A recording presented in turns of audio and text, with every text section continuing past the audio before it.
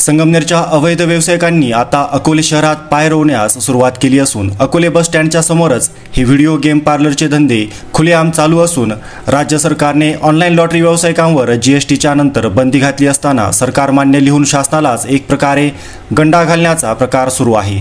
अकोले तालुक्यातील एका राजकीय तालुका प्रमुखाच्या आशीर्वादाने हे धंदे सुरू असल्याचं बोललं जात आहे। मात्र हा तालुका प्रमुख कोण हे अजून पुढे आले नाही। राजकारणातील मंडळी आता या व्हिडिओ पार्लर व्यवसाय करत असल्याने आश्चर्य व्यक्त केले जात आहे। हे धंदे आता नव्या पिढीला घातक ठरणार आहेत। अकोले बस स्टँडवर महाविद्यालयातील विद्यार्थी यांचा वावर राहत असल्याने युवक आकर्षणाच्या पोटी या व्यवसायाकडे आकर्षित होत आहेत।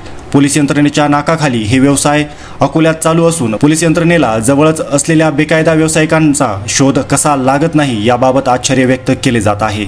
राजकारणी मंडळी ही व्यासपीठावर उभी राहून मोठमोठी आदर्श असल्याची भाषणे देत असतात, मात्र हीच मंडळी जेव्हा अवैध व बेकायदा 2 नंबरचे धंदे यावेळी करत आहेत, यामुळे पुढे येणाऱ्या एका पिढीचे वाटोळे झाल्याशिवाय राहणार नाहीये।